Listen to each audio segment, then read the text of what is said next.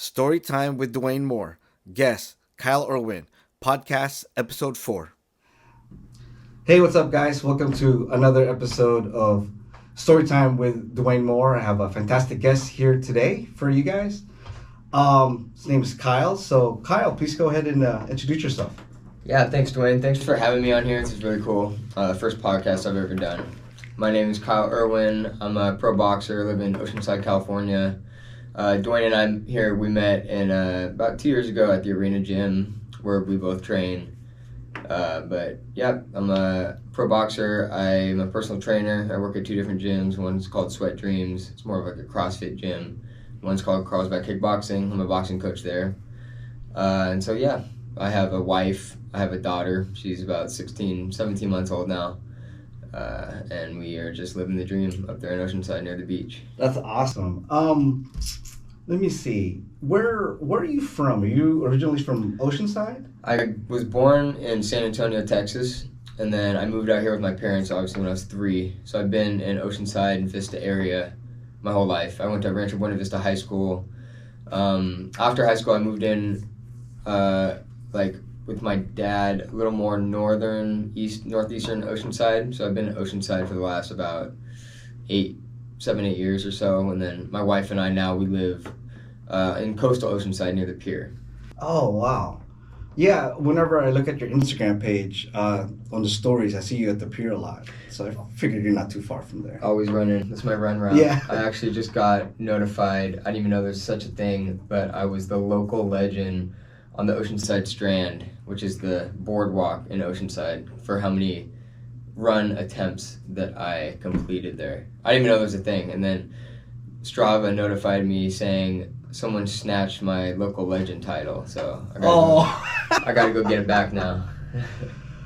How heartbreaking was it when that guy took the title from you? It was a girl. It was a girl. Actually. And not too bad, because I know that girl, I don't know her, but after it told me who it was that beat me, I looked her up on Instagram and I was like, oh, I see this girl down there all the time. And she's a savage. She's out there running. I see her like almost every time I'm out there running. So I'm like, it figures. Okay.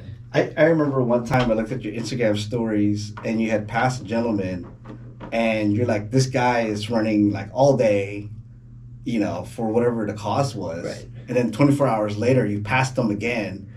And you're like, here he is. And at the same time, you're like, think about when you were sleeping and everything else you're doing. This guy's out here running. Yeah, that's a guy I know. Wow. He's a big runner. I like to think of myself as a big runner, but there's levels, He was out there running. He ran 137 miles back and forth on about a mile and a half strand, just nonstop. Was he former military? No, I don't believe so. He was doing it for charity. So he had like a Venmo QR code on his back, so people could like see what his cause was and scan it and Venmo him for the hard work he's putting in. But yeah, I run on Friday mid-morning. I see him. He was on his first 5 miles, and then I think it was Saturday where I'm running again at about the same time, and he's still running. He's about, I think at that point he was like just over 100 miles in. Oh my God. Just nonstop. I was thinking, I went to sleep, I woke up, I had breakfast. The whole previous day I did this, and this whole time he's been down here running. So humbling. It is, but it also shows you how beautiful and capable the human body is, right? Like when you get used to the fact like, oh, I can't walk half a mile, then that's it. You can't walk half a mile. But then you go past that half a mile, then 1 mile, then, at some point you can get to this guy's level. I think he's mentally strong, of course, but what I'm getting at is I believe the most people in this world are capable of achieving such feats. And I've done marathons, but I've never ran that distance. But I'm just saying, I used to think like that, like, oh, I can't run more than half a block. And then at some point later on in my life, I ran a few marathons. Uh-huh. So it's there. I kind of want to go back to where you're from. Were your parents military? Because San Antonio's a big military town. No. Oh, Cool. My dad was a crash scene investigator. So there'd be a crash that would happen. For the police or like a separate entity? I think it was a private entity. I'm not quite sure, but like if a crash happened, and this person's claiming this happened, this person's claiming this happened. He goes in, he measures the skid marks, he looks at the car damage, he looks at the injuries on each person, and he can, like, to the best of his ability, determine what actually happened, who was lying and who was being truthful. So insurance companies would hire him a lot. Anyway, he got a better job opportunity out here in Oceanside, or in San Diego, so we moved out here. Got it. No, that's cool. And the reason I kind of went back to that is I just somehow recently found out that San Antonio is a big military town. Anyway, Yeah. So when did you start boxing? What age? I was 15. Well, I guess, 14 when I started boxing. In the garage with my dad. He showed me a couple of things with the mitts, and he was a huge martial artist back in his day, back in the 80s in LA when it was really starting to come on scene. He was in love with it, you know, so he that's his background. His plan was to teach me all the martial arts that he knows, and he just started with boxing. And once he moved on from the punches and then started showing me the kicks, I was just kind of like, hey, I think I just want to punch. You know, I like the boxing, you know. So he's like, cool. Well, I taught you as much as I can, you know. So let's sign you up at a gym. So we signed up at a gym in Carlsbad. It was like a boxer size type gym. It was called LA Boxing at the time, and it later transitioned to UFC gym. They bought him out, but when I was there, it wasn't UFC gym. But I quickly fell in love with it like that, you know. And I grew up playing all types of sports. I did soccer, baseball for 10 years. I did a ton of football, but it was something about that individual sport aspect that I really liked. You know, all the pressure's on you. You succeed, you did a good job. You fail, it was no one else's fault but your own. You know, so I liked that aspect of it a lot. Not to mention I was already in shape type of kid, you know, I guess a natural athlete growing up, but when I started boxing, I really started to notice my body changing, you know, at the same time I was going through puberty, so, you know, I was building a little bit more muscle, I was getting a little bit more confidence in myself, and it was something that gave me that little element of, just like an interesting factor to myself, you know. I wasn't just and I was always a short kid growing up too, you know, so I was like, always the small kid. When I started boxing, it kind of gave me more of an identity, you know, and I really was drawn to that. After putting a lot of work in, you know, I just fell in love with it. My parents were like amazed with how consistently I was going, and every day they'd want me to,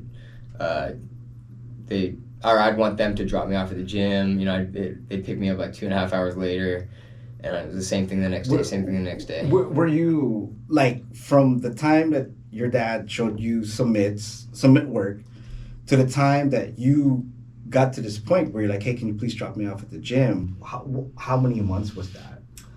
Yeah, so we probably did maybe like 5 or 6 little workouts in the garage in the span of maybe like 5 months, maybe. So it wasn't super consistent in the garage, but it was something where I liked it enough where I kept, you know, I was periodically asking him like, hey, can we do this again? Can we do this again? Funny enough, the actual story of like how I initially went into the gym was I got caught smoking weed, and I got grounded for a month. Yeah, I was grounded for a month, and after the first 2 weeks, I was like, man, this sucks. You know, I was like, well, I like boxing. You know, maybe my parents will let me go start boxing. You know, so sure enough, I asked my mom, and she's like, okay, yeah, let's go. So we signed up at the gym, and then that was like my only outlet for the next 2 weeks. And then eventually that just became like my full-blown passion and life after that. And what's interesting is, to me, that sounds like a typical California kid story. Like, oh, I got caught smoking weed by the beach. I got grounded, so I had to go to the boxing gym. Like, what? Like, you know, I don't know. I'm from California, so I feel like I've had other friends say something similar. So. But I'm sure that probably happens all across the United States.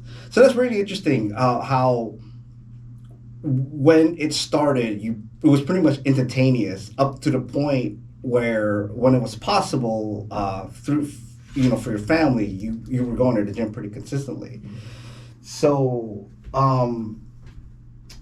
Yeah, sorry to answer your question. Yeah. I realized I didn't think I answered your question. From the time I started in the gym in the garage with my dad to the point where I actually signed up, it was probably about maybe 6 or 7 months. In between that, and then from when I started boxing till now, I've never taken more than 3 weeks off. Wow. And those 3 weeks here, maybe 2 weeks here, those are the injuries. Like I had a pretty bad knee injury. I had to take some time off and.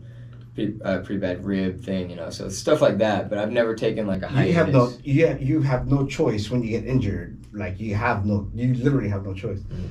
That's really interesting. Now, do people say you're doing too much, like physically, and like maybe you should slow down?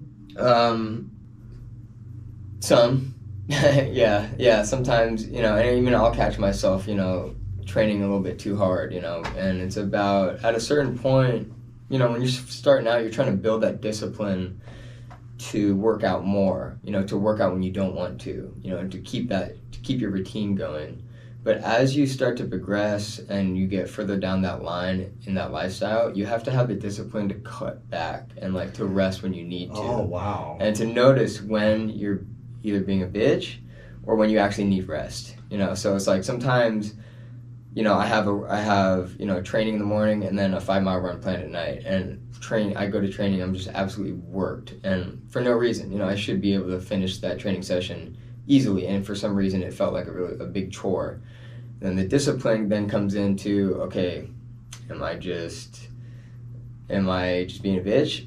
Or do I need to take tonight off and rest for sparring tomorrow? So it's about trying to manage and navigate those rest days, I guess. Man, and challenging. And what's interesting about that is really high level, complex stuff when you talk about discipline. Because normally in one aspect of discipline, it's like, hey, get up and run a mile, whatever it is. Every Saturday, I got to clean my house every so often, whatever it is, right? I got to do my oil change. But rarely do you think of discipline the other way as well. Like, hey, you are doing too much and you need to relax. Like there's science, right, that shows how your body works and what happens if you overwork yourself. As a student, I would just push myself, and I found myself physically drained to the point where I couldn't go to the gym. That's why I've had, I would take time off. And it took me a long time to find out, but there's this toxin called glutamate, and glutamate will secrete from your brain and it will physically drain you. So I was thinking like, oh, I'm just doing school 8 hours a day. Like that's nothing compared to what I used to do when I was in the military, which was whatever I did. It's a lot of work.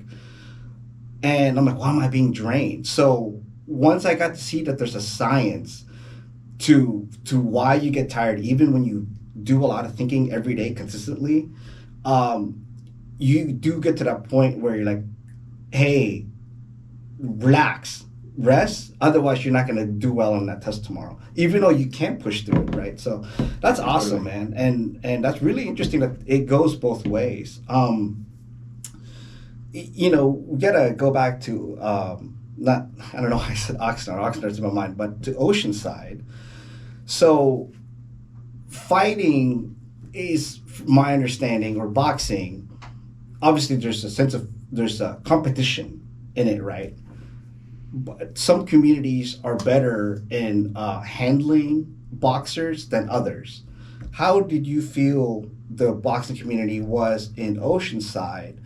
Basically, what I'm trying to get to is when you started fighting, were you like, oh, there's no fights in Oceanside. We got to go to Riverside. We got to go to Nevada. Like, can you explain that and how you got to those fights? Totally. I mean, you pretty much said it. In North County, San Diego, Vista, Oceanside, Carlsbad, San Marcos, that area, there's not a whole lot of gyms compared to San Diego or LA or, Indio and Palm Springs. But the good thing about where we were is we were kind of right in the middle of all that. So, there'd be an occasional fight in North County. But for the most part, most of my fights in the amateurs were either in San Diego. We went down there. We came down here a lot. We went to LA a ton. We went to Coachella Valley a lot. Coachella. Yeah. There's a ton of gyms out there too. We did a lot of national tournaments. Where were those national tournaments? Let's see. I went to national Golden Glove national championships in Omaha, Nebraska, 2018. So that was really cool. That was probably the coolest tournament that I went to because everyone there was the champ from their own state. So you're fighting not just other guys in the open division and amateur boxing, but everyone in that tournament won their home state. So they're the champion of their state. They're going up against each other. You're fighting Chicago versus, or, their district or whatever, Chicago versus, Tri-State versus the guy from Washington, so it's pretty cool. That's awesome. Champion versus champion. Yeah. Really high-level tournament. We did a Olympic qualifier in Columbus, Ohio, and Reno, Nevada. I went to another boxing tournament in Vegas. I went to two in Vegas, actually. One in Ontario. Just kind of all over. I think we probably did a total of eight or nine tournaments throughout the years. But I had a amateur record of 51 fights, 41 wins, and 10 losses. So that was my amateur record. So great. Since I started a little later, compared to like other people, growing up in the sport, they usually start 9, 10, 11 years old. My first fight was at 16, and I turned pro at 20, just after I turned 23. So basically, from 16 to 22, I was able to rack up 51 fights. So in that span, I think I did pretty good in my consistency. Wow. At what point, when you were fighting, were you like, hey, I can go pro with this, and I want to go pro? Because it seems to me around 100 fights, people decide if they want to go pro or not. Were you like, hey, I'm going to go to 60 fights and then see it from there, or where was your mindset before like I'm going pro, or was there a specific fight where like this is it? Yeah, a lot of guys. A lot of guys don't have 100 amateur fights before they go pro. Some people have 5, some people have 20, some people have 50, some people have 300. So it could be anywhere in between there. Just depending on what the coach wants out of them, what they want from themselves, and how early they started. So it kind of ranges throughout a lot of numbers. But for me personally, I remember my first amateur fight, 16 years old, and I was so nervous, there's a lot at stake right now. I put all these months into training, and now it's time to show up.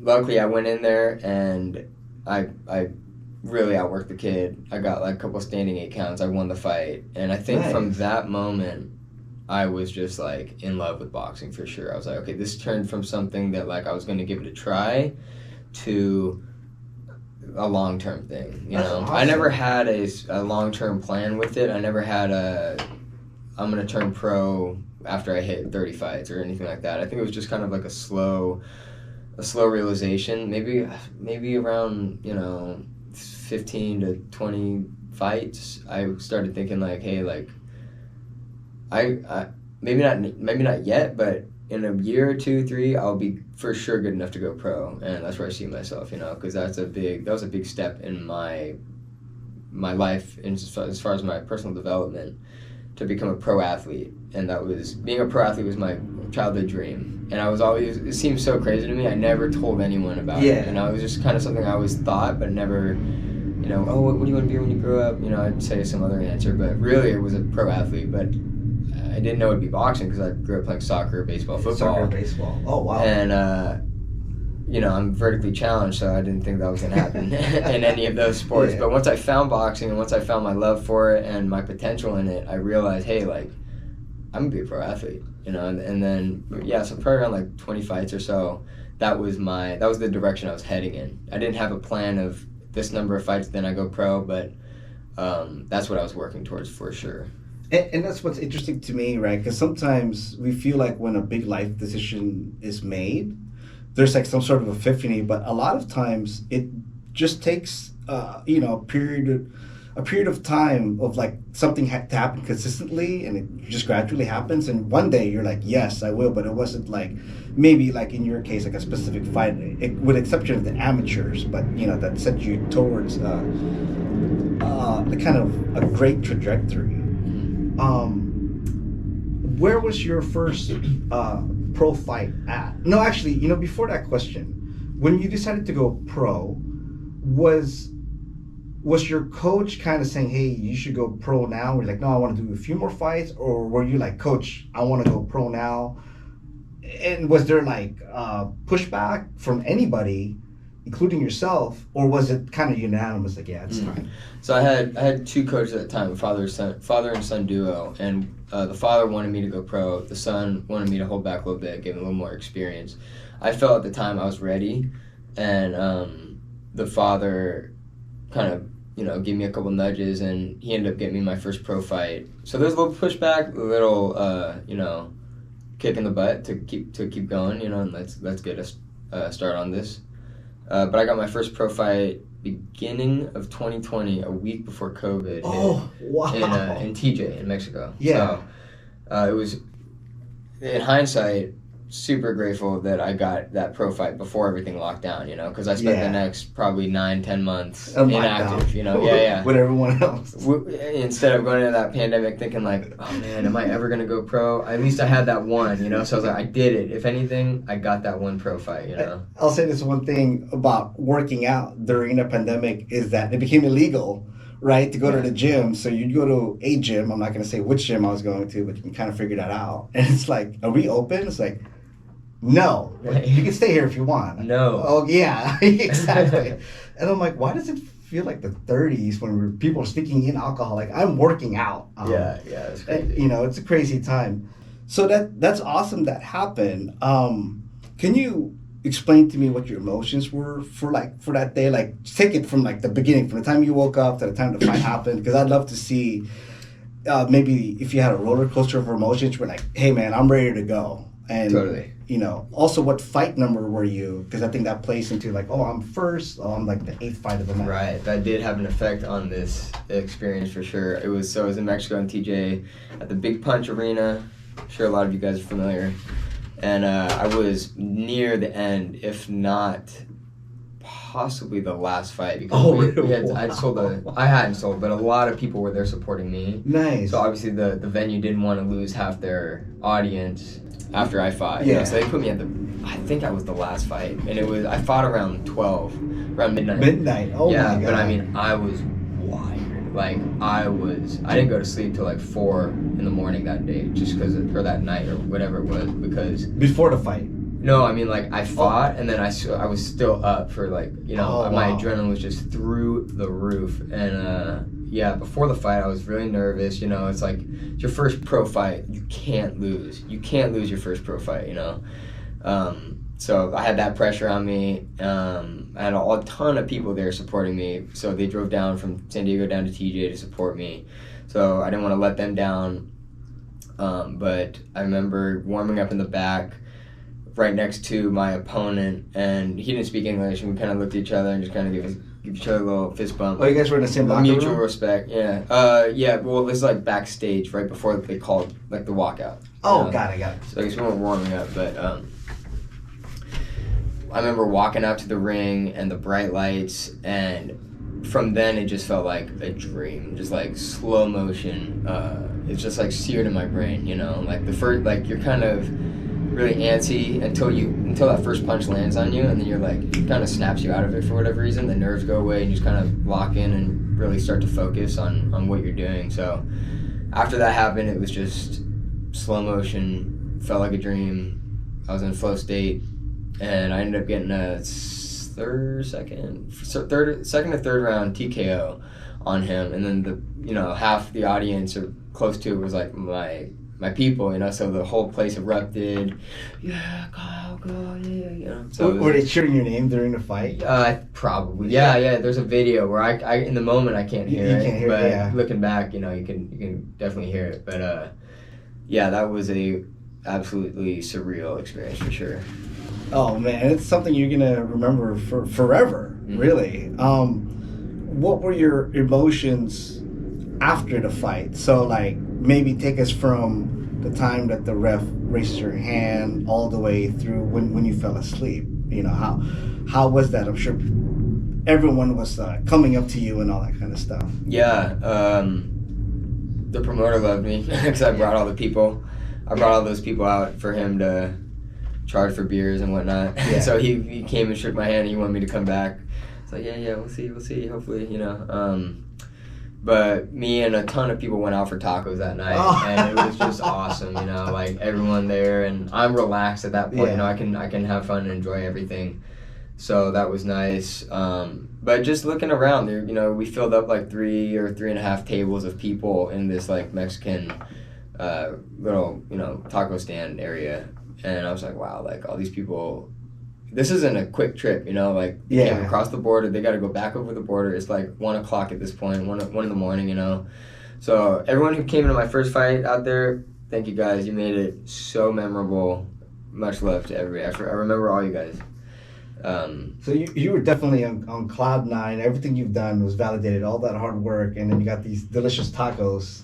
Totally. And at that point, affordable. I was officially a professional athlete, and that was like, I mean, even to this day, like, it's a huge, something I'm immensely proud of to say about myself. No, but that's awesome. And obviously, as a boxer, I get to know the hard work that you guys put in. I get to see the hard work that you put in.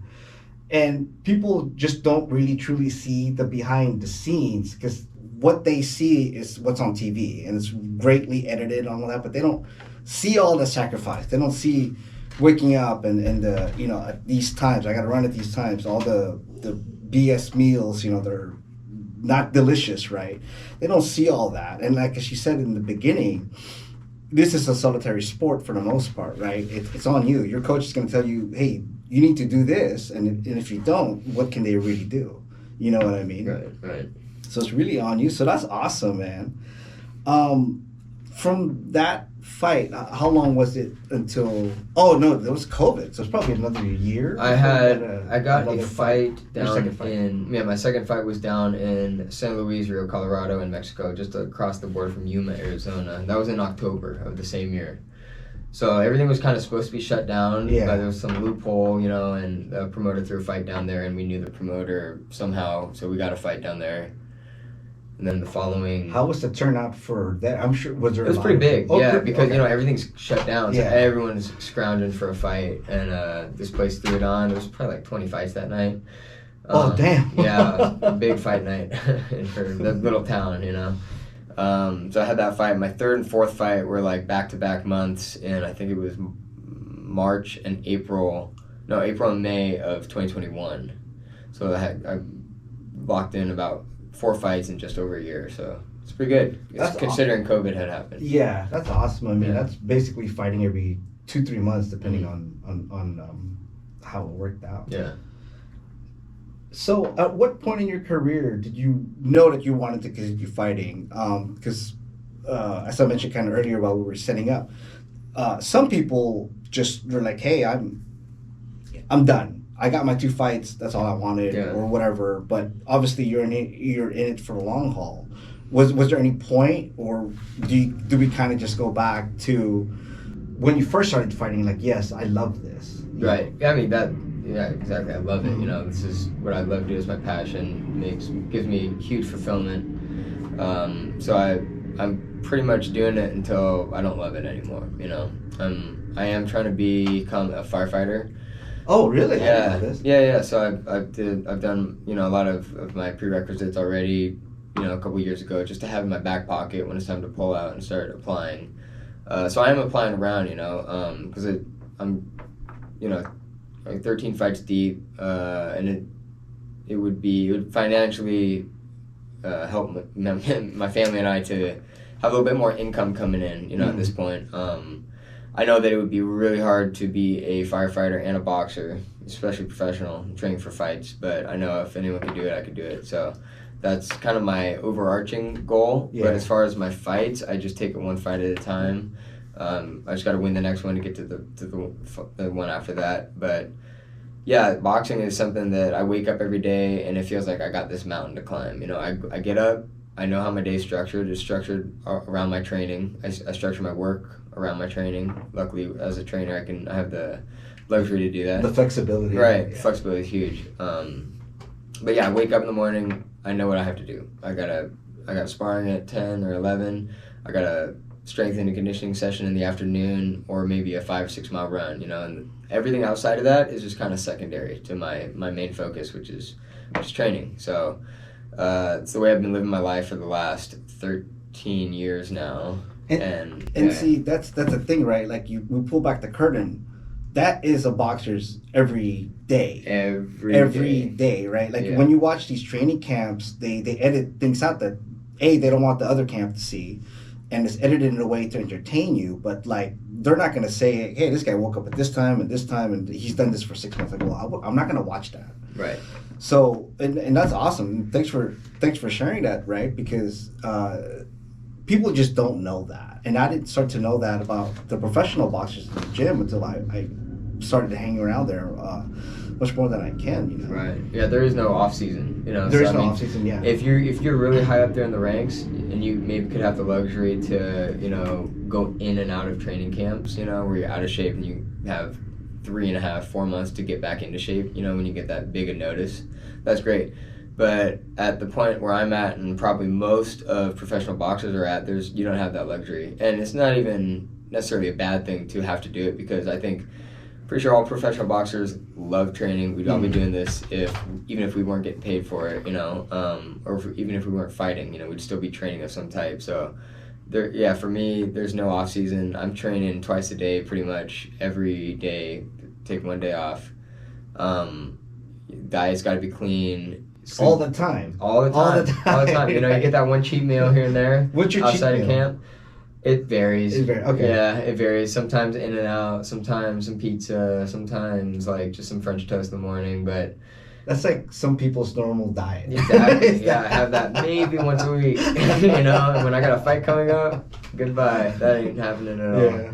Yeah. But yeah, the lifestyle is what is really attractive to me, for sure. Just that you're just locked in. There's no winter arc, and then what happens? You get to January or the springtime, you can relax. Not in boxing, like you're locked in 24/7, 365, and when the fight comes around, you turn into a fight camp, and you got the weight cut ahead of you. Like you're almost like nothing else in the world matters. Like everything has to, all the stars have to align for your fight camp to go well, for your weight cut to go well. It's just a different type of dedication that it's. I dread it, but at the same time, when I'm in it, and especially after the fact, I love it. I love that I did it. I love that I'm doing it.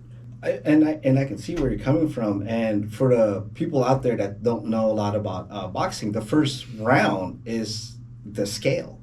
Because if you don't make weight, then at the professional level, money can be taken from your purse, or an amateur level, correct me if I'm wrong, you may not get that fight at all. Yep. Or in the amateurs, would you get like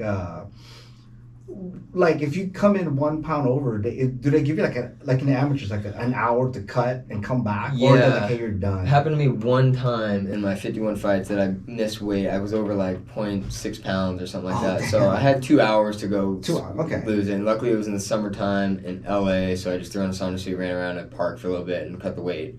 But yeah, in amateurs, I believe if you come in overweight, especially at a tournament, the tournaments is where it matters, because there's weight classes. If it's just a normal show, you could fight somebody 3 pounds heavier than you. It's not a big deal.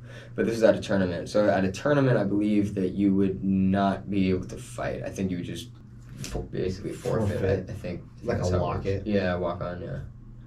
Man, yeah, and then on the professional level, they do take money from your purse, right? Yes, yeah, you get fined 20%. Oh, this happened to me. This happened to me one time. I missed weight by 0.8 pounds, and the doctor said, they told me to go check with the doctor before you go finish cutting the weight, see if he can clear you. I was like, okay, so I went over, I wobbled over with what energy I could muster out to the doctor, and he like kind of checked me out, and he said like, listen, like you're way too dehydrated. I don't approve you to keep cutting weight. And part of me was a little like, shit, that sucks, because I'm gonna lose 20% of my purse. Yeah. Part of me was like, I'm so glad he said that, because I didn't have it in me to get back up there and hop back in the hot bath or the sauna, but and that's the thing, right? Like before I got to understand boxing, when you talk about half a pound to most people, like, that's just half a pound. But when you're literally at that limit, a doctor is telling you, you cut this half pound, you're going to have serious issues and serious consequences from this. Yes. Right? So this is really at the edge of your physical limitations in your body. You literally can't cut that half pound. Right. You know, a doctor is telling you. It's not like some wizard, like some magic guy, right? Like, so it's a doctor that this is what they do. So that's really interesting stuff, man. Yeah, it's the weight cut for sure is the part that is, I think all boxers can agree, it's the hardest part about boxing. It's the part that almost nobody sees or even can like fathom how difficult it could be, you know. But you know, that's what separates amateurs from pros, you know, and the discipline level. You know, you really got to have a lot of discipline to make it through the training camp, cross all your T's, dot all your I's, and then conquer that weight cut too. Yeah, and that's tough. I've had a few amateur fights, so I know that weight cut. And what's interesting is coming into it, like, you're like, I'm supposed to move more physically but eat less. And then once that happens, you're like, wow, I could literally do all this in a day, and I'll just had was like a bagel and some water. Right. Which is, again, shows you how well attuned our body is to do like these long physical laborious stuff that we used to do back in the day that we don't do now. Right. And that's why it's an issue when you eat so much, right? Like, you got to eat the amount that you burn in a day, and if you don't, you gain weight. Yeah. But if you burn more than you eat, you lose weight. It can literally be that simple. Unfortunately, some people make it far more complex than it needs to be. Right. And last question for you is, any advice for young fighters coming up, both in the amateur and the pro ranks? Yeah, what I would say to anyone in the amateurs coming up, I'm assuming at you know, you listen to this, you're amateurs, mid, late teens, early 20s, get used to the grind. Like, get used to the grind. Like, I'm talking, like, earlier when I mentioned you got to have the discipline to take days off. When you're starting out, you got to build that discipline, that, like, unbreakable discipline to keep going. Like, push your body. You're young, your body will recover. This is just from me, my experience, you know, so take it with a grain of salt. But what I think was super important, the way that I developed as a fighter was just that fucking grind, you know, like, you get home from boxing late at night, you got school in the morning, go for that 3-4 mile run. Do it. You get back at 9-10, hey, that's what it is, you know, this is going to pay off in the long run. Once you start, you know, climbing the ranks in amateurs and you start racking up more fights and you turn pro, then you can kind of, like, you know, reassess and see where you're at mentally, you know. But you're not necessarily building, when you're doing that, when you're pushing your body like that, you're not building your body, right? You're building your mind to endure. That is that's a great point. Wow. Yeah, you really gotta have that dog mentality as you're getting into these amateur fights, you know, because that's in early amateurs, that's what separates the winner from the loser. From what I saw, you know, it's like when you start out in amateurs, you know, your first 1 to 10 fights, what it really comes down to, I mean, yeah, skills involved for sure, but a lot of it is who's in better shape, you know, because maybe one guy's been boxing for 8 years but he never had a fight, and one guy's been boxing for 6 months, and this is his first fight, you know, both their first fights, but the guy with 8 years, he knows how to work, you know, he's probably in much better shape than the guy who just started boxing, so he's gonna, you know, this guy might beat him the first round, but he's gonna probably dominate him the next 2 rounds, just because he's got that endurance on him. But yeah, all that to say is that, that's where I was going with that. So as you start climbing the ranks, you know, get more up the ranks in amateurs, most everybody's got that work ethic. Most everybody's got that conditioning. Then the skill and the technique and the strategy matters a lot more. Once you get to the pros, no one's going pro if they don't have that work ethic. Everyone who's a pro boxer's got that work ethic. So you can kind of throw that part out the window. If you ask me, Makes sense. What I mean? Like, makes a lot of sense. Everyone's coming into a pro fight. They're at that level. That's why they're at that level. That's why they're pros, because they had that work. They had the same as me. It's their passion. It's what makes them happy. It's what gives them fulfillment in life. It's what gives them meaning. That's the same for everybody as pro, you know. So they're all working toward that like a dog, you know. So that's not really separating them anymore. So advice to amateurs: acquire that dog. Start working, start hitting the gym late nights, and just get used to it. You know, train when your body's tired, train on the weekends, try and do about 14 days straight of training, see how your body feels, see if you can do it mentally. You know, like do these little challenges for yourself. People starting out as pros, I guess I would say maybe make sure that the people around you are able to take you to the place you want to go, because the people who brought you up in the amateurs brought you to a certain level, and that's typical with a lot of coaches. You know, a lot of coaches can go to these amateur tournaments, but once you get to the pro level and money starts being involved, things get a little more hairy, a little more complicated. Connections start to matter a lot more, and I would just say for amateurs turning pro, look for that next step if needed, right? Kind of reassess. Don't just blindly walk into it. Just kind of reassess, see where you're at, see who's around you, see where you could go, see where your options are, and then if you want to stay. If you want to, branch out. But it really matters who brings you to these places. Yeah, and I think that makes a lot of sense. That's great advice, for both the amateurs and the pros. Obviously, from somebody that did both, right? You're not just a guy, like what you would say an armchair quarterback.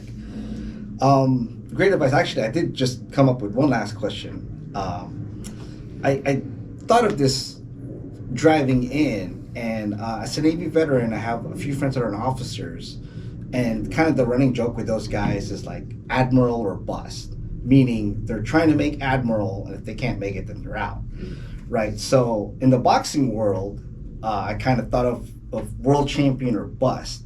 Would you say a lot of pro boxers like, I'm going to be a goddamn world champion, that's all there is to it? Or is it like, I'm happy being a pro fighter? Would you say most people have that mentality, like world champion or bust? That's a great question.